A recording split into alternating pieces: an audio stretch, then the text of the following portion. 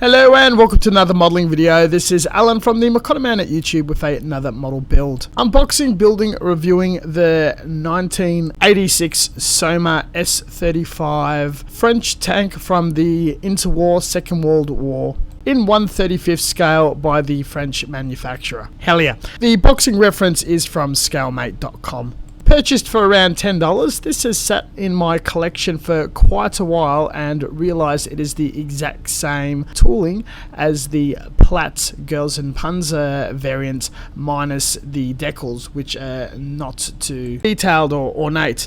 Within the box, for some reason the original owner's name, phone number, address is written in there. We're given 5 runners, a set of aging rubber tracks and instructions with quite a bit of information and full diagram demonstrations of how to assemble. A small set of water slide decals for the Second World War are included, but well and truly petrified and far past its usefulness. The runners are neatly injection molded in a tan styrene, gritty to the touch without any flash or major faults. No warp, nice detail. I'll be using fairly standard scale model tools and methods to build this, traditionally seen in older and modern styles, including the typical 2-cut method with nippers, removing the nub with a knife and then filing or sanding flat depending on the surface. Plastic cement is utilized to adhere parts together. They react very well and hold as a strong bond, showing it is fairly pure and good quality plastic. Textured plastic is more of a hallmark of heat and rust in the tooling. Glued seams that are not meant to be panels were covered with Mr. Dissolved putty and then sanded it back 24 hours after application. The build experience for a fairly old kit was fairly fun, straightforward, not overall challenging, mostly due to the size, but enough of a parts count and assembly to be engaging. As typical with the armour, you start with the suspension, wheel assembly and the lower hull. There isn't a great amount of wheels, not making it too tedious and fairly quick to turn around, though you are gluing individual components part by part. It's highly advised to do some sub-assembly and allow time to dry, set and cure before continuing ever further. Construction of the hull can be a bit of a challenge for people who have experienced sliding molds and not putting a box together.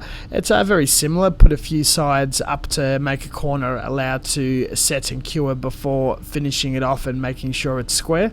That aside, and not attempting to finish this in a single day and dragging it over multiple sessions, unless you wish to use super glue, it isn't too much of a major factor or disappointment, more of experience and hallmark of building classic kits from back in the golden age of the hobby. The turret falls into place fairly easy and a bit fun and playful, especially with the figure and traversing moving cannon. The soft edges, proportions and overall silhouette is fairly charming, yet fairly close and accurate to references that I've had a look at. Considering the manufacturing time, the challenge becomes a fact once the two hulls go together, adding all of the stowage, armor bits and bits and pieces, matching it with the instructions and finding the right guiding points can be a bit tedious and challenging, though it's just an act of patience and double checking where what goes where. A bit of filling is required around the seams. Pretty happy.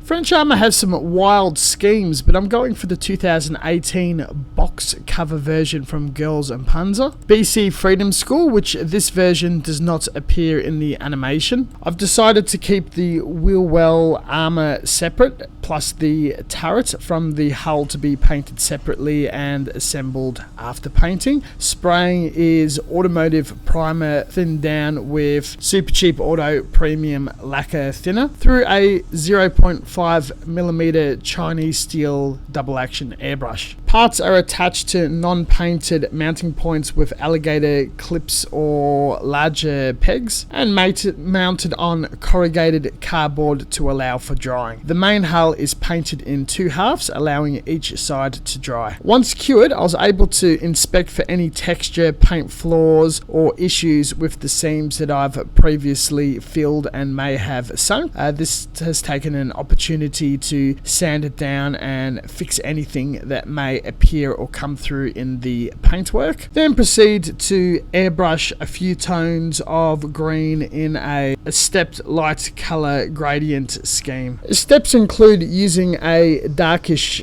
automotive green that I've got in stock and colouring in any sort of vents, side, under area and wheel wells. Post shading the sides and top with a lighter green, and then a bit of detail and touch up with an even lighter green on the top, as if light is cascading down from a light source in the air downwards. To make sure the shadows match up before final touch-ups, the turret is attached and have a general look. Then touch-ups of hand painting of detail, weapons, gun barrels and stowage, plus the tyre black wheels around the tyres. Looking at the reference material, there's a brown covering or gradient swatch of soft edge freehand camouflage at the bottom of the tank. This was done gently with the airbrush in 2 tones. The real challenge of the build comes with the tank tracks. I've cleaned them up and painted it in a metallic black gunmetal mix. It was very stiff and difficult to work with. I utilized super glue and folded each flap over in single sessions and allowed the weight of the tank to set and cure in place. It did debond a few times and gave me a bit of issues. There was a bit of a gap that also required filling.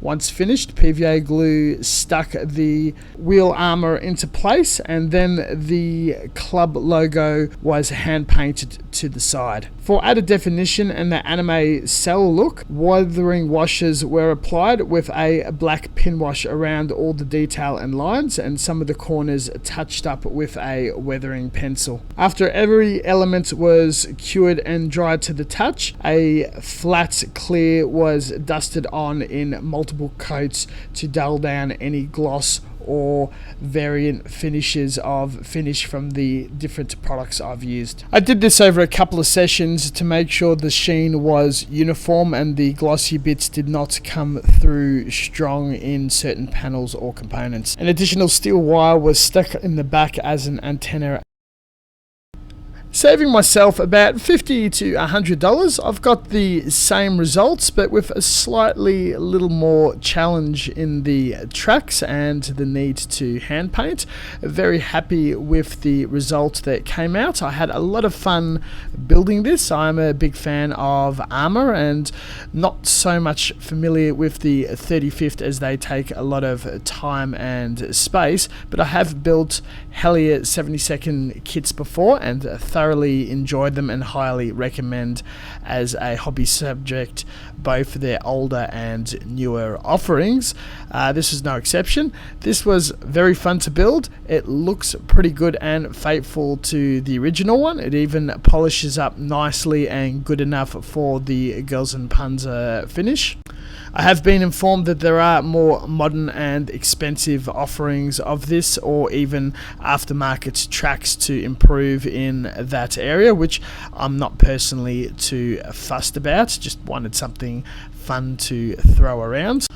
I'm not too sure if this particular model is important enough or worth paying the Platz price, unless you really would like to keep the box art and the extra paraphernalia inside, but I'm not a big fan of the BC Freedom School. It's not my first choice of GuP and Panzer merchandise. Regardless, a fun, stupid little project. Hellier is a pretty good brand, and I've got a nice kit to put with the other proper Platz kits that I bought. Thank you very much for watching, and as always, until next time, stay tuned for further content, and we'll catch you guys next time. See you later, and happy modelling.